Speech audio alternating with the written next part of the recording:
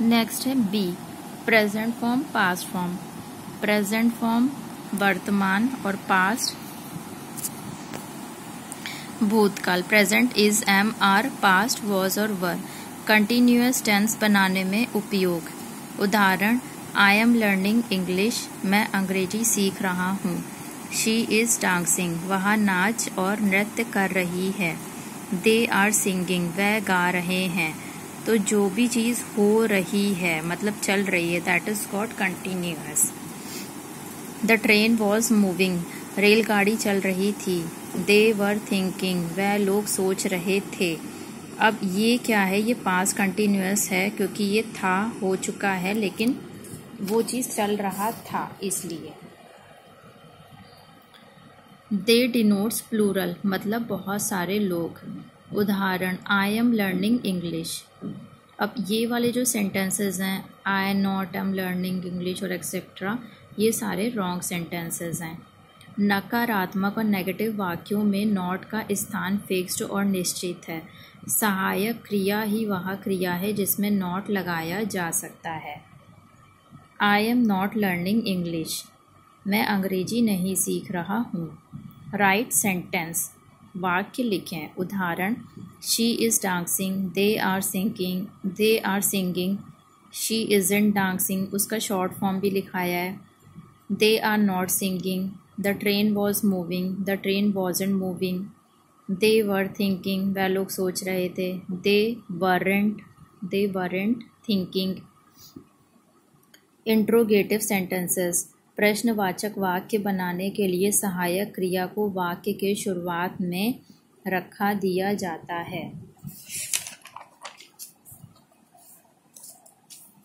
Subject कर्ता, जैसे आई, she, they, train के पहले हेल्पिंग वर्ब को लगा दिया जाता है। उदाहरण, I am learning English. Am I learning English, क्या मैं अंग्रेजी सीख रहा हूँ। She is dancing, is she dancing, क्या वह नृत्य कर रही है। They are singing, are they singing, क्या वे गा रहे हैं। The train was moving, was the train moving, क्या रेलगाड़ी चल रही थी। दे were thinking, were they thinking, क्या वे सोच रहे थे। इसी तरह इंट्रोगेटिव और नेगेटिव को मिलाकर इंट्रोगेटिव नेगेटिव वाक्य भी बनाए जा सकते हैं। उदाहरण, इजंट और आरंट, इज और are not. I am learning English. Am I not learning English? She is dancing. Is she not dancing? The train was moving. Was the train not moving or wasn't the train moving? Practice exercises.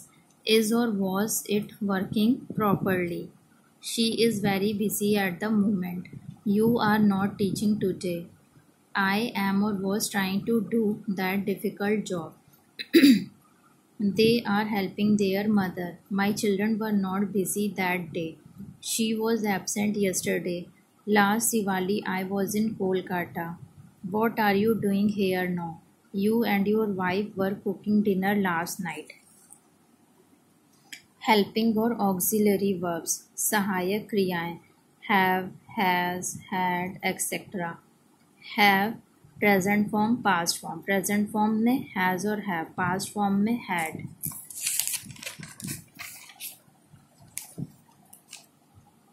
Has कोई अलग क्रिया नहीं है, वह have का वो रूप है जो थर्ड पर्सन सिंगुलर के साथ उपयोग किया जाता है। हैज़ और हैव का अधिकार और पोजेशन बताने के लिए इस्तेमाल किया जाता है। जिन जिन चीज़ों पर आपका अधिकार या हक है उनके साथ इनका प्रयोग कर सकते हैं। पोजेशन, हक बताना और अधिकार बताना। उदाहरण, आई हैव अ पेन, मेरे पास एक पेन है। आई हैव अ जैकेट, मेरे पास एक जैकेट है और मेरी एक जैकेट है। आई हैव अ मदर, मेरी एक माँ है। थर्ड पर्सन सिंगुलर के साथ हैव के बजाय हैज़ का प्रयोग किया जाता है। उदाहरण, he has a pen, he has a jacket, she has a mother. Person singular plural. Person first person, second person, third person. Singular, I have, you have, he, she, it, this, that, any name के साथ has, we, you, दे के साथ have. Plural. उदाहरण, he has a big house, उसका एक बहुत बड़ा मकान और घर है। पास्ट टेंस में किसी भी पर्सन के साथ पोजेशन और अधिकार बताने के लिए हैड का प्रयोग किया जाता है। Person singular plural, first person, second person, third person. Singular I had, you had. Plural we had, you had, they had. He, she, it, this, that, any name के साथ हैड। उदाहरण, उसके पास एक कलम और पेन थी। He had a pen. मेरे पास एक पेन था। I had a pen. अब उसके माता पिता नहीं रहे। He had very nice parents but now they are no more. और now he has no parents.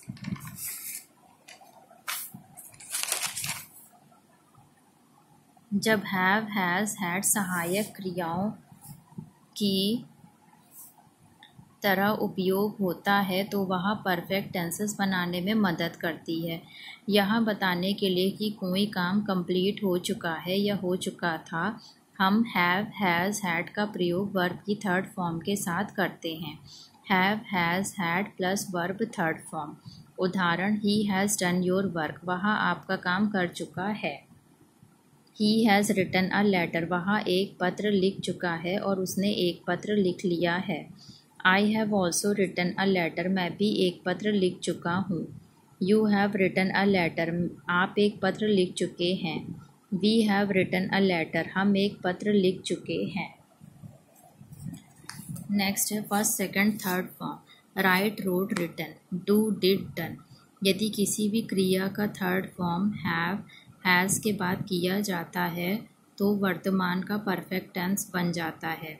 उसे हम प्रेजेंट परफेक्ट टेंस कहते हैं। पास्ट परफेक्ट टेंस में सहायक क्रिया हैड के बाद क्रिया का थर्ड फॉर्म का प्रयोग किया जाता है। उदाहरण, वह पहले ही काम समाप्त कर चुके थे। दे had already finished the work. My mother has prepared food. मेरी माँ भोजन तैयार कर चुकी है। मेरी माँ पहले ही भोजन तैयार कर चुकी थी। My mother had already prepared the food. नकारात्मक और नेगेटिव वाक्य सहायक क्रिया हैव, हैज़, हैड के बाद नॉट लगाकर बनाते हैं। Present perfect tense. I have written a letter. I haven't written a letter. मैंने एक पत्र लिख लिया। मैंने एक पत्र नहीं लिखा है। Past perfect tense. They had written a letter. वह एक पत्र लिख चुके थे। दे हैडेंट और had not written a letter. वह एक पत्र नहीं लिख चुके थे। प्रश्नवाचक और इंट्रोगेटिव वाक्य बनाते समय सहायक क्रिया को वाक्य की शुरुआत में यानी कर्ता और सब्जेक्ट के पहले प्रयोग में लाते हैं। Present perfect tense. I have written a letter. Have I written a letter? Interrogative. क्या मैं एक पत्र लिख चुका हूँ? Past perfect tense. They had already written a letter. वह पहले ही पत्र लिख चुके थे।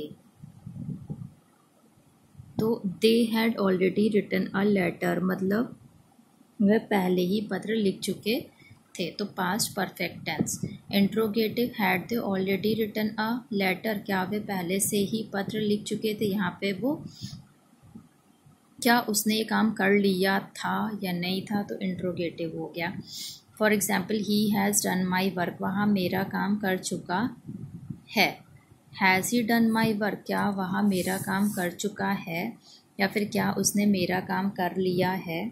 Practice exercises. In my family I have 5 members at present. Earlier I had 6 members. You have or had no interest in maths. She had 3 cars earlier but now she has only 2. Those people have a lot of money but their neighbor Mr. Das has no money. फिर next है, Your son has or had a beautiful wife. My cousins have or had a big shop. They had a big house to live in before they came to India in 1950. She has written 3 books. When I was in Tokyo, I had a car. They had already finished cooking by the time you come. Helping verbs. Do, does, did. Do. Present form do or does. Past form did. Do main verb करना, do helping verb भी है, करना से कोई संबंध नहीं है। उदाहरण आई नो यू, मैं आपको जानता हूँ। आई नो इंग्लिश, मैं अंग्रेज़ी जानता हूँ। ये जो दिए हुए सेंटेंसेस हैं, these are all wrong sentences. I don't know you, मैं तुम्हें नहीं जानता। नकारात्मक और नेगेटिव वाक्य बनाने में नॉट का स्थान फिक्स्ड और निश्चित है। सहायक क्रिया ही वह क्रिया है जिसमें नॉट लगाया जा सकता है। यहाँ पर सहायक क्रिया है डू, और डू में नॉट लगाकर नेगेटिव बना सकते हैं। आई डोंट नो इंग्लिश, मैं अंग्रेज़ी नहीं जानता हूँ।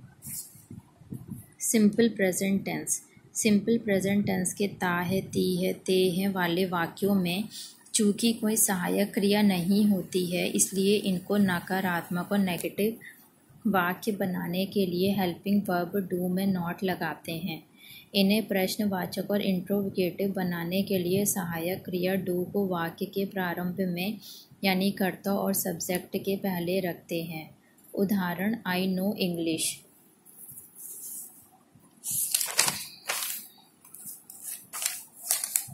डू आई नो इंग्लिश, क्या मैं अंग्रेज़ी जानता हूँ। आई, वी, यू, दे आदि सबके साथ डू का प्रयोग होता है, परंतु थर्ड पर्सन सिंगुलर के साथ डज लगाते हैं। उदाहरण ही ईट्स मैंगोज, वह आम खाता है।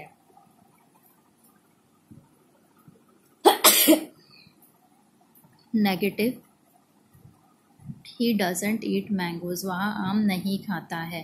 थर्ड पर्सन सिंगुलर वाले वाक्यों को नकारात्मक या प्रश्नवाचक में बदलते समय डज का प्रयोग किया जाता है और वर्ब के फर्स्ट फॉर्म में से एस या ईएस को हटा दिया जाता है। आई, वी, यू, दे आदि सबके साथ डू का प्रयोग होता है, परंतु थर्ड पर्सन सिंगुलर के साथ डज लगाते हैं। उदाहरण वी वेस्ट टाइम, हम समय बर्बाद करते हैं। वी डोंट वेस्ट टाइम, हम समय बर्बाद नहीं करते। डू वी वेस्ट टाइम, क्या हम समय बर्बाद करते हैं।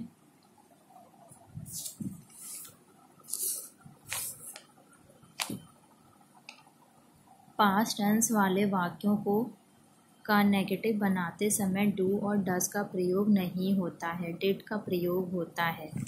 सभी पर्सन्स यानी फर्स्ट पर्सन, सेकंड पर्सन और थर्ड पर्सन सिंगुलर या प्लूरल सभी के नेगेटिव वाक्य बनाते समय डिडंट का प्रयोग होता है, ना कि डोंट या डजंट का। उदाहरण यू हेल्प्ड हर, आपने उसकी मदद की। यू डिडंट हेल्प हर, आपने उसकी मदद नहीं की। डिड यू हेल्प हर, क्या आपने उसकी मदद की। माई मदर नोज़ यू, मेरी माँ आपको जानती है। My mother knows you but my mother doesn't know your wife, मेरी माँ तुम्हें जानती है परंतु मेरी माँ तुम्हारी पत्नी को नहीं जानती है। Interrogative, does my mother know your wife, क्या मेरी माँ तुम्हारी पत्नी को जानती है।